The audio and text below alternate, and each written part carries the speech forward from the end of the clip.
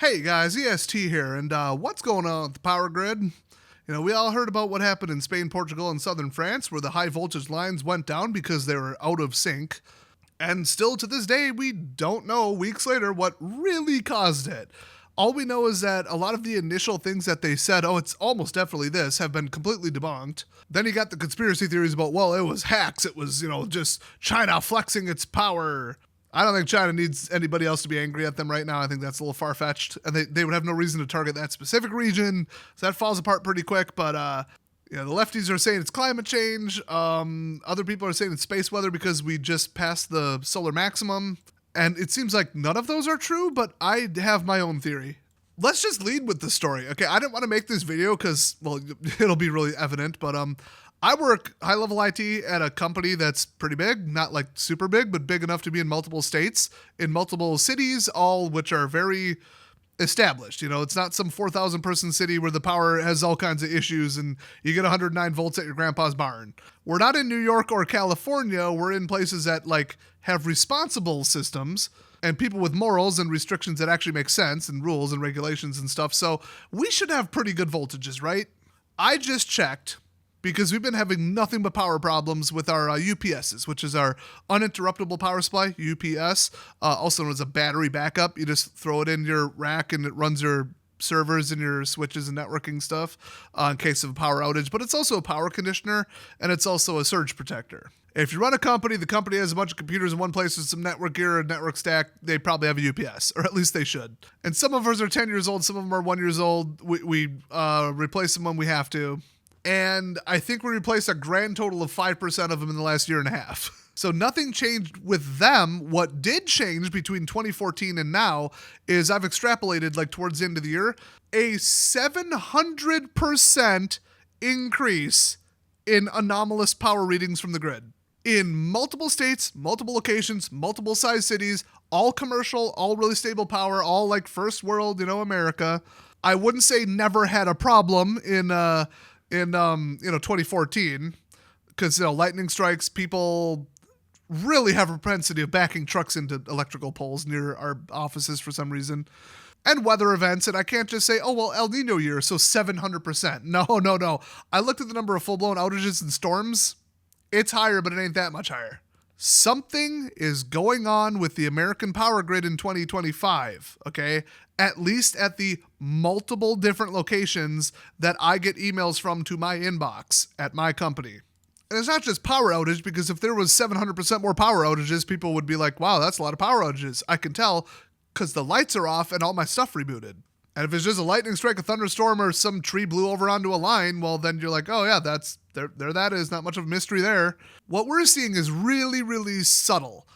So what I'm seeing is at the office that I work out of specifically, we're seeing above 126 volts. Okay, 5% is the fluctuation that's allowable and targeted by the grid. You really want to get 120 on the dot, but sometimes if they know it's industrial, they know the high pull, low pull, a little bit of dips. They don't want to get low enough that your stuff turns off, but they don't want to get high enough to fry it. So usually they set them at about 121, 122 is what I've been told. And then by the time it gets to your business, it's just over 120 and everybody's happy. Now, most people don't notice because, pick up the power adapter that runs your laptop if you have one. The average power adapter for a laptop can run 100 volts to 240 volts, 50 to 60 hertz. That's how dynamic the transformers inside of it are. That thing could hit 130 volts for a second and you wouldn't even know. You could plug it in Europe and you'd barely even know anything's different, because they just build them that way, because then they only have to build one, and then a power surge doesn't take it out and cause a warranty claim. So there's all kinds of reasons that they're just here, this thing's the most flexible thing ever. Who cares? Let's go. So that's cool, and most places run off of laptops and run off of desktops, where their variance is anything between 100 to 130 will keep operating. Who cares? They got high-end transformers, they got caps, it's electronics, this ain't new. We've had 50 years of working on this stuff. It's just, you wouldn't even notice, other than our lights started flickering. Then we were losing lights, and all of a sudden, our 1.5-year-old UPS in one of our server rooms starts saying, hey, I'm getting 126.9 volts. I'm like, no, you're not. I go in the server room with a $200 multimeter, cram it in the wall. Yes, it is. What? Panic, emails to corporate, call the company, try and figure out from payables which utility company we even use there. Because I was wrong. It's a different one that is at my house, which is kind of weird. because I live in the same county. Anyway. So we get them out there. They're like, oh, that can't be right. And then during the day, it's like, it's hot. It's coming in spicy. But they're like, well, it's within 126. You measure at the wall, 124.5. That's a little high. I'm like, that's a lot high. So they're like, we don't know what's going on. I'm like, here's the logs. Look at this between this period and this period. Then it's getting worse and worse and worse. Y'all need to do something before our equipment blows up. We already lost a lot of light bulbs. We're getting some flickering. We're actually running without lights on in the hallways at all because it's such a problem. And they don't know what's going on. They weren't just like, oh yeah, you got a bad neutral outside your building, which would cause that. And it's not an imbalance where one goes up, one goes down. All of our circuits are that hot. So there's something wrong with the grid. And our building ain't exactly new. There's no new buildings around us. Nobody just took up like a welding company right next to us. Nobody opened an electric car dealership right next to it. Like, there's no reason that our power would be screwed up where we're at. It's a very stable, richy kind of area with not that many businesses and not that complicated of a grid. But also we're hooked into a pretty good grid, pretty close to the power plant, and never had these problems before in the last 10 years. But in, let's see, 1, 2, 3, 4, 5, at least 5 or 6 states, we'll say, I want to still remain anonymous here. You guys are going to be cool with this, right? Don't start looking into stuff or digging into no questions or, just saying. So I didn't want to make this video, but in every single state, we've had UPS's alerting on a higher level. And like I said, I just wrote it off as more storms, El Nino. It was a weird winter. Okay, whatever, cool. It's all Midwest on down, kind of a little bit south too. But no, we're getting weird readings everywhere. And when I say weird readings, I don't just mean like, oh, power went out for a tenth of a second. I'm like, okay, little whatever, something happened. Somebody hit something, car accident, whatever. Storm, tree, whatever. We own a lot of offices. We have a lot of employees. No. Oh no. Distorted input. If I had $1 for every email that had distorted input in it, it's so vague. Thanks, Eaton. So glad we pay more for you over APC. But it usually doesn't mean high or low voltage detected. It usually means there's something wrong with the frequency or the voltage is going up and down too much. One of the two is what their documentation says. So we're getting what I would call ripples. I mean, I'm no electrician, but if you're out in a rural area on a farm that barely has electricity on one line and it ain't an HV line, high voltage, then you start turning on this crazy 1,000-watt subwoofer for like a outdoor picnic, and all of a sudden you're like, wow, our lights are flickering. Let's hook up a high polling rate voltmeter. Oh wow, it's going up and down 5 volts.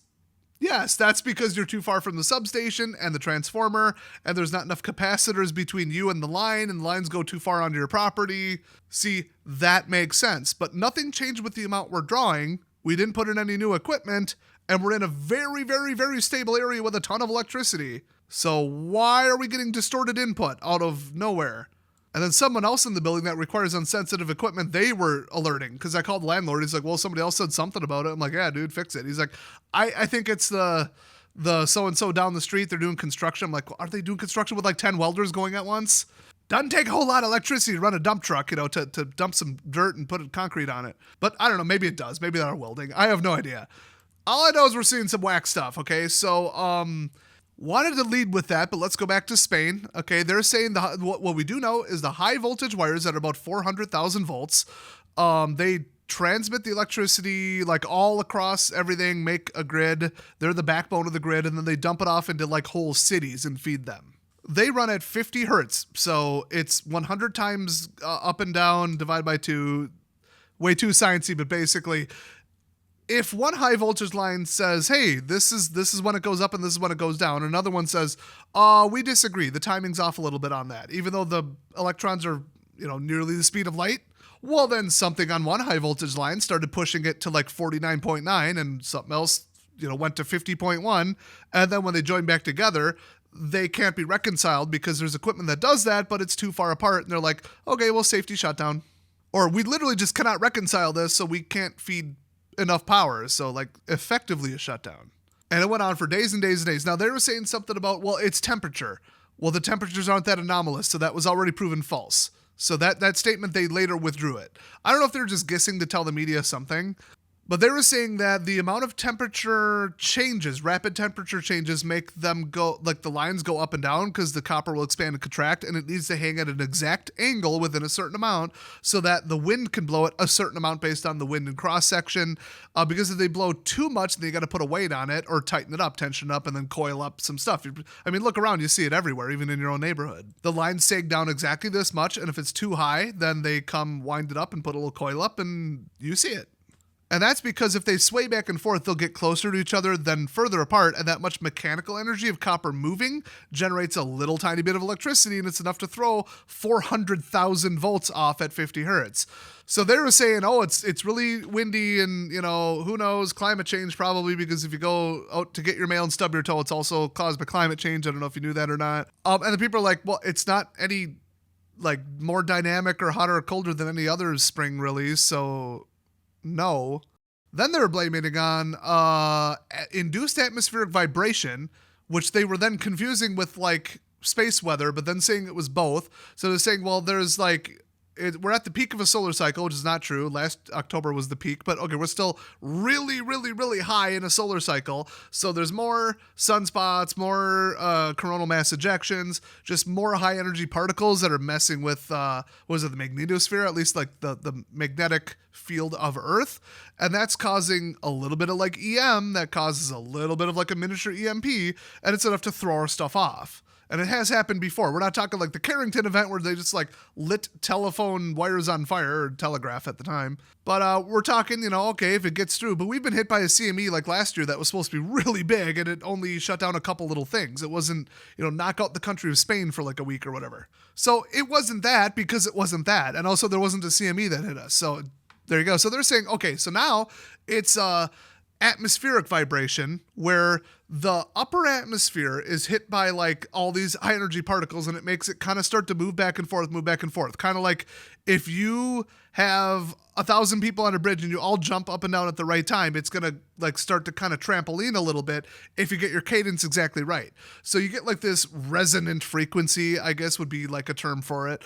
Even though it's not resonance, in the atmosphere, which just starts to kind of boing up and down, and then that allegedly pushes down and causes wind and really weird like wind buffeting on the surface, which I find kind of hard to believe.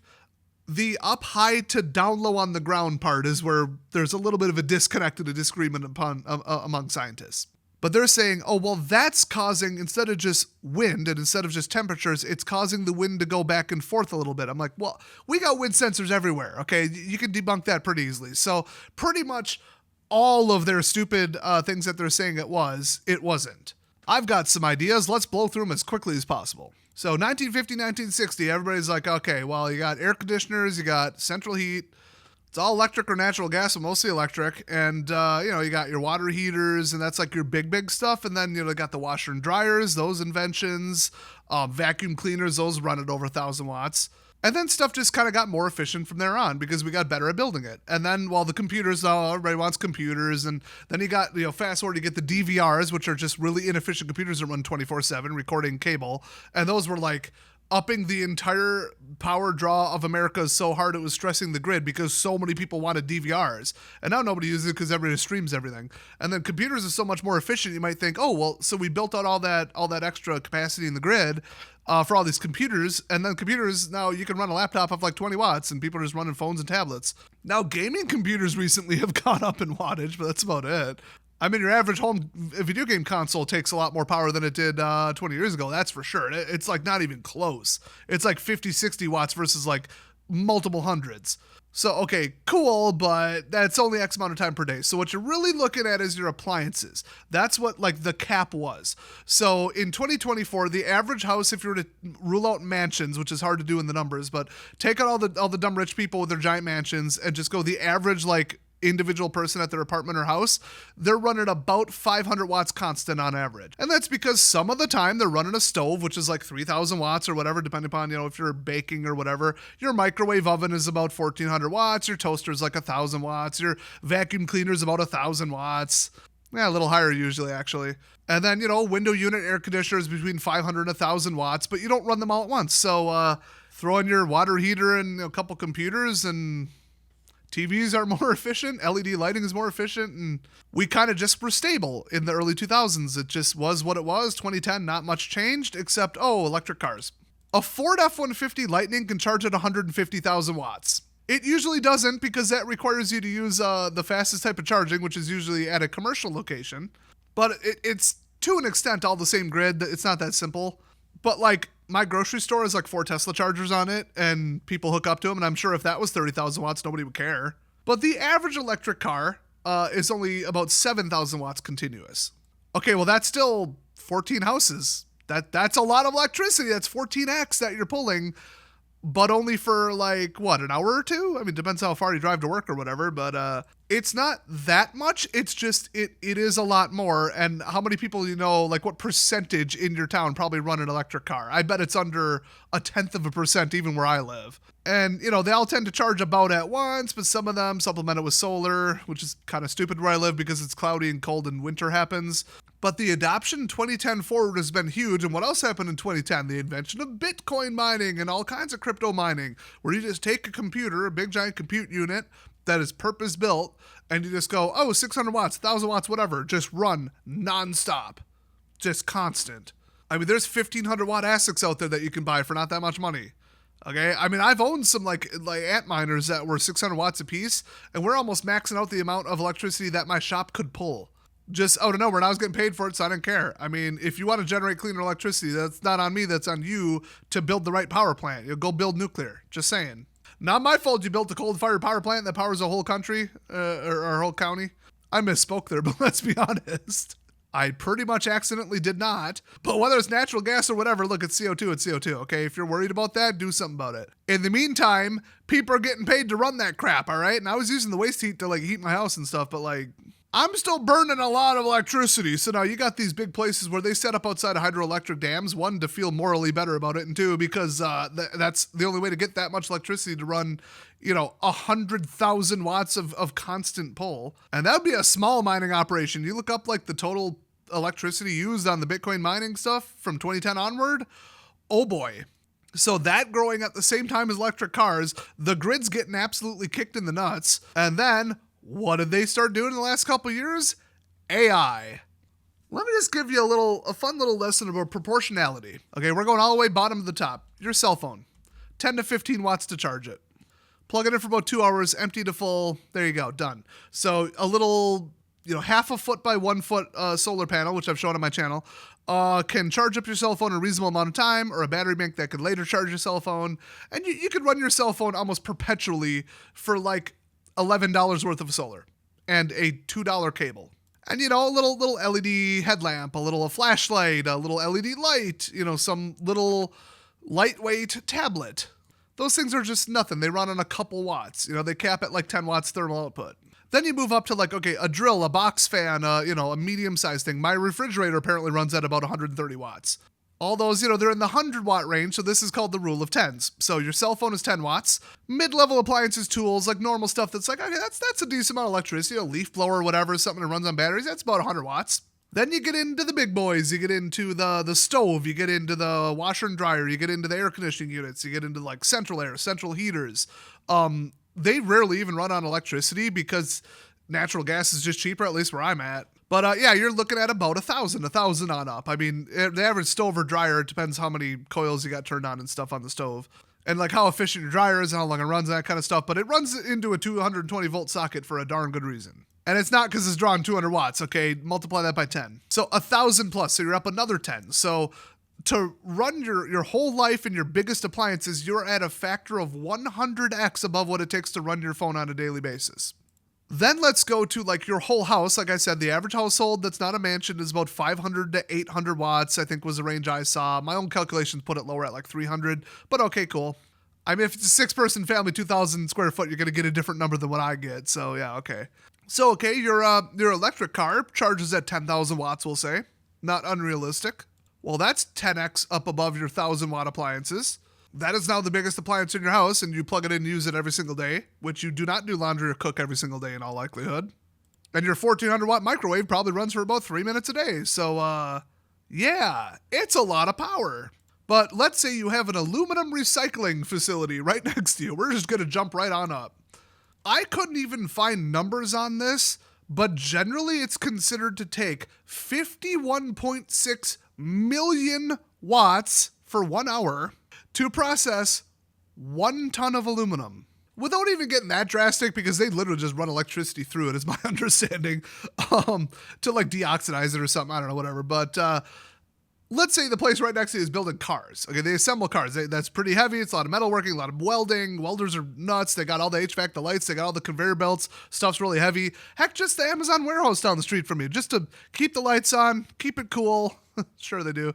And move stuff down the conveyor belts and all the little stuff and the computers and stuff they got. It's a lot. Like commercial and industrial use makes whatever your house draw almost negligible. Now, because everything's made in China these days, we got different numbers than 30 years ago, but at least 2023, 23% of the U.S.'s energy consumption went to industrial, whereas residential was 11. So it's about double. Whatever your household uses, your work uses double. I mean, most people work commercial, but you get the idea. And then those total up to even 34%. What's the rest? I guess they don't consider computing to be industrial because it's mostly data centers. So a whole room full of 10,000 servers, how much do you think that draws? Well, it depends what they're doing, okay? It's a lot, but it depends what they're doing. But then for every 1,000 watts of computer heat coming off, you need about 1,100 watts of cooling. That's if you were to offset it like literally head on, with nothing but air-conditioned cooling. A lot of them do is creative stuff with ventilation, heat capture, and whatever, but it is so much electricity. Now, data centers are a lot, but a data center full of what we call compute units, basically supercomputers, that's a lot underlined, bold, 3 exclamation marks, a lot. Computers mostly sit idle, and when they sit idle, they clock down. Okay, it's called downclocking. The hard drive motors slow down, the heads park, the RAM uses less electricity, the processor goes to its lower powered state, and everybody's happy. Most servers are sitting there idle till you need them, okay, and they scale up and down. Like if you're going to a web server like the one you're watching this on right now, it's probably pretty active because nobody pays for empty space, but it's going to be the processor, the RAM, or the storage that's the bottleneck, and the other two are powered down to lower than what they need generally without going like way into it. What really takes a lot is, hey, we've got 10,000 points of data about satellite imagery and wind speed and temperature and humidity, and we need to turn that all into what's going to happen with the clouds in the next 5 minutes. Now you're looking at, hey, NVIDIA compute unit. I don't remember what they're called now, so we'll say Tesla. God, how old is that? An NVIDIA Tesla M600. Slide 10 of those into your rack and then multiply that by 1,000 and start trying to predict the weather. And those cards are running at 100% of the time. And I believe those ran at about 190 watts each, and that was considered low. I know because I used to own 2 of them, and I used them for Bitcoin mining, so let's just circle back to that one. Yes, a room full of servers and a room full of servers full of compute units that are running at 100% all the time 24/7 is a whole other factor of power. Trust me, you are on a different planet. Now you mix in AI, which is a brand new product that never existed before. Nobody needed any kind of compute units to do anything other than usual stuff. Physics, simulation, biotech, protein folding, medical research, drug simulations, weather simulations, military simulations about like blast waves and weapons and all that kind of stuff. Okay, cool. Now all of a sudden, any kind of tech company needs AI. They need 100 times more electricity and they need it now. So it's so bad that the Department of Energy found 16 whole sites that you could build an AI data center in all of America. Those are the places that have like the most power available, and shockingly enough, they're all near pretty much nuclear sites. So all of a sudden, oh my gosh, Google, Microsoft, and everybody, oh my gosh, nuclear is the best thing. What, you guys think nuclear is unsafe? What? Who told you that? Who told you to put a solar panel, a windmill up? What? Forget all that. We need nuclear. Nuclear is the future.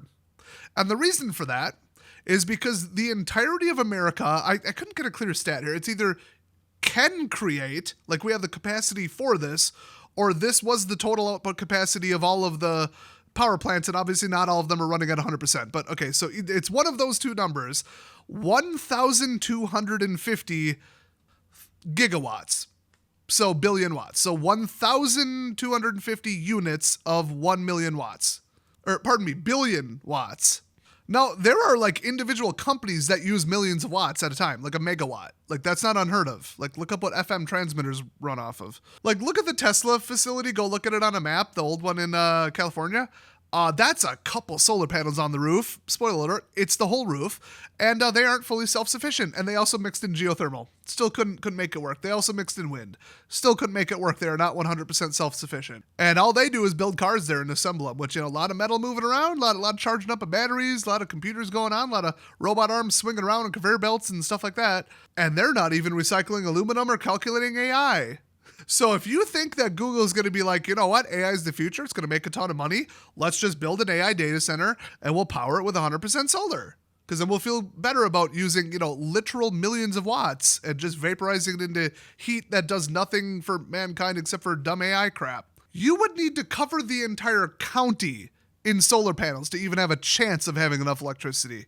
So they're not promoting nuclear because it's like cheaper or better or anything. They're just like, because that's the only thing that can supply enough power. And they know after spouting off all this far left paranoid nonsense that's, maybe partially true, but mostly exaggerated about, climate change and CO2, that they cannot turn around and have the balls in 2025 to say, we need a new coal-fired or natural gas power plant right down the street from us so we can just turn a bunch of electricity into heat to calculate AI crap. So you guys are cool with that, right? And it's going to be like a couple, metric tons of CO2 per second. But it's cool because it's AI, though. No, they've painted themselves into a corner. And honestly, they need more power than that. Than to build their own private, general power plant for their own use would not be big enough. They actually need nuclear. Why did I just tell you how much the entirety of America can make? It's because some of the quotes for these AI data centers are reaching the 1 gigawatt hour range. Or double digits minimum into the millions of watts, so megawatts. And we're not talking average. We're not talking, they dry more than, no, they're drying that constantly, 24/7. I did the math because I thought it was funny, okay? You can take the entire state of Iowa, the amount of corn that they grow, block it out from the sun, and grow it all based on LED grow lights instead. And that's about how much power they're asking for one AI data center. So let that sink in. Now, why am I telling you about the future when we're talking about what's causing grid disruptions right now? Well, that's because you can go to 50 different websites right now and have it generate a picture of a Civil War American battle being fought by entirely penguins. And they go to ChatGPT and have it write an entire 100-page novel about the Penguin Civil War. We have functioning AI systems right now. Do you think they're running on magic? Do you think they're running on nothing? Do you think they're all in California? Do you think Spain and Portugal have 0 of them in a relatively small country where it makes perfect sense to own an electric car? Some very large companies are starting to run their own on-premises AI solutions. They're called local AI something. So they go from, we just need to keep the lights on and run some average 30-watt laptops. Yeah, get a little HVAC. Okay, cool, whatever. It's 80 degrees outside and we needed 70 in here. That's not that much electricity. To, hey, let's run a 20,000-watt nonstop heater, also known as a bunch of AI compute cards at our 1,000-person company, because then we can run our own local cloud, crunch our own numbers, and make better financial projections and stuff. That's not that widespread now, but it's getting there. So if you think, well, there's not even an AI data center, a Google data center, a Microsoft anything anywhere in my state that I know of, and I'm pretty darn sure, one, you might be wrong. You might be surprised. And two, some of the companies around you are ramping it up a little bit too. So this should disproportionately affect the larger cities, and we're seeing more problems in the smaller cities, but I mean, that's what I'm kind of tripping over, but if it has to do with the high voltage transmission lines, then I kind of get that, because there's multiple that run into big cities in and out. And then the smaller, and by smaller, I mean 100,000 person cities on down. So, smaller, quote unquote, they're the ones that would be the most affected by it, with just what I know and what I could research. Now, I'm not Department of Energy top level interstate electricity transmission engineer, but if there was one, they certainly wouldn't tell you about any kind of large scale disruptions that are going on, all because people all of a sudden need a bunch of juice to run a bunch of computers. Now, like I said, this is not some conspiracy theory. There has been proven whistleblowers saying, hey, I work for so-and-so, data thing that does something with weather, and we cannot get enough cards to run our stuff. We're retiring old ones and they're breaking. We want a shipment of new ones, and NVIDIA tells us we don't have enough. We sold them to the AI company. That is a proven thing that is going on. And the mega huge tech companies are right out in the open telling you, in no uncertain terms, we need to reopen these multiple nuclear power plants, and we need to move, and we need to do this, because there is no more room on the grid. We are out of electricity on the American grid and cannot run the things that we want to build in the future for AI. Now, TSMC can only build so many chips. And that number does not expand really, really quickly. So they're not just going, oh, let's go 10x. No, they can't do 10x. They could maybe go 10, 20% expansion per year, if that. And they build the overwhelming majority of all compute units for the entire world. So, I'm not just pointing out one company and saying, oh, it's just them. No. They're the company that builds computers, the end period. So it's not like the companies are saying, oh, well, we're going to order 10x higher. Well, TSMC can't do 10x higher. So if you already know about how many cards you can buy in the next couple years, and you know how much electricity you're using now and how much you need, and your determination is, oh crap, America's out of power, we don't have enough electricity to run this stuff that we want to run, then it means you already have too many GPU compute units. This isn't hard to get from A to B.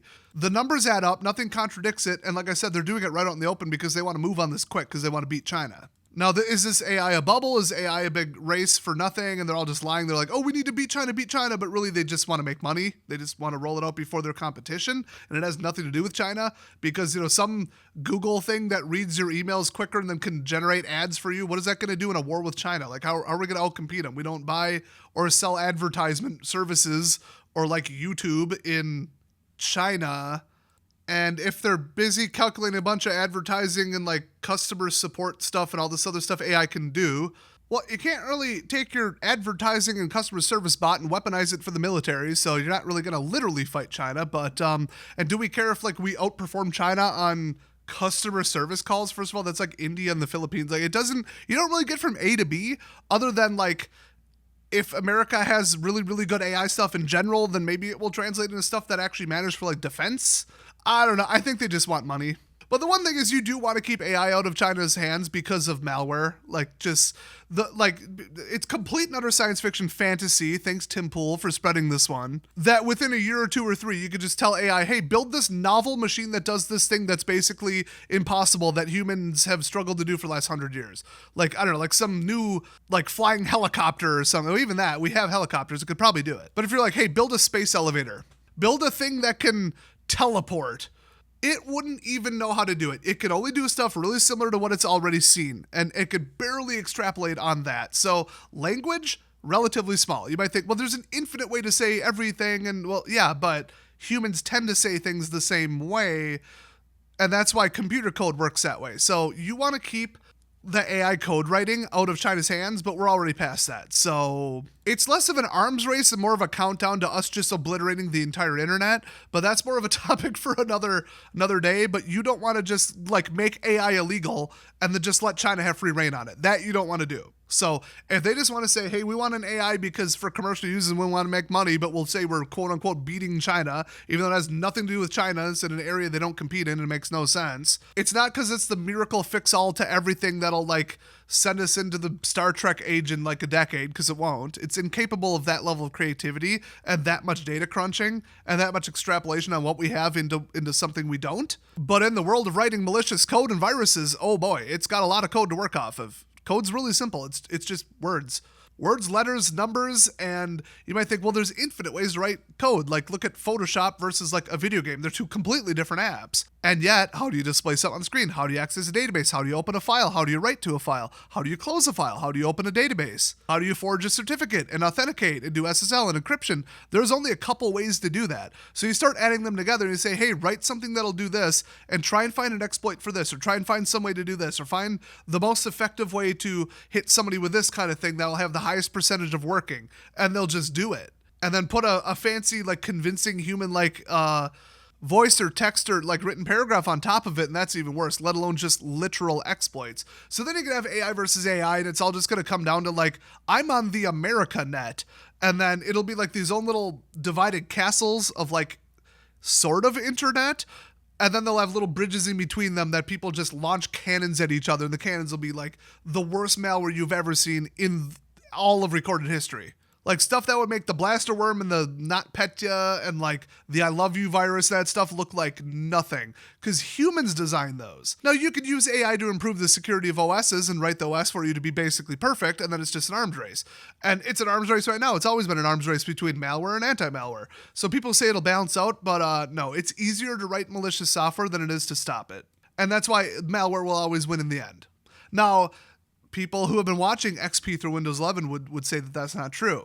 But we're getting a little off topic. But basically, if China is able to write like some super hacking programs that are like AI powered and start just spitting out like new code every second to adapt to something that just tried to stop it, it is going to get so ugly so quick.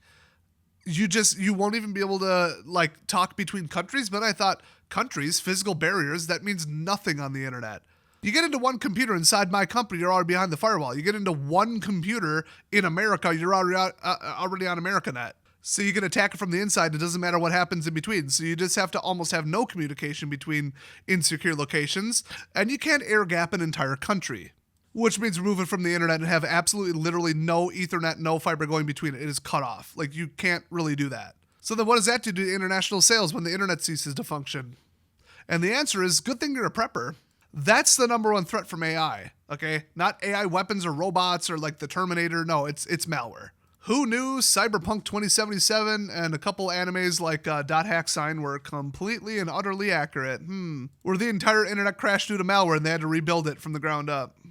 And then it's just been malware ever since in AI. Yeah, that's where we're heading. But anyway, that has nothing to do with power, but I think, if you start charging a bunch of cars, you start running a bunch of Bitcoin miners, then you start asking for more room on the electric grid because you're out of it, then shockingly enough, the electric grid starts running like crap at the exact same time. Because these companies aren't waiting patiently to build AI stuff. They're just like, more power, build one here, there's more power here, there's more power there. Okay, the whole country's out of power, we need more power, we need like gigawatts. So shockingly enough, I'm personally seeing disruptions in the grid at every single one of our office locations. I don't know if you guys are seeing the same thing or what, let me know. And I kind of did brush over the really hardcore like science stuff in here. So if you have any kind of questions about anything I said or clarification or anything, just leave it in the comment section. I'll try and answer it within a couple days. But yeah, I think that's what's happening to the power grid. You know, I think it was space weather related. I think that was the push over the edge that the Spanish power grid needed, but we're seeing the power grid fall apart in America due to overload. That's my theory.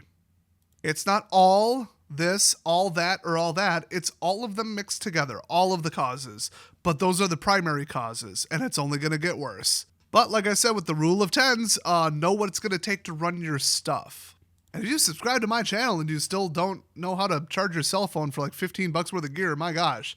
Like, go do that. Especially if you made it this far in the video, you're obviously into my content, where I keep it real. Very little, pure politics and dumb news story and alarmist nonsense on this channel. Just how-to and real information. So if you appreciate that, please do subscribe. Thanks for watching, and I will see you guys next time.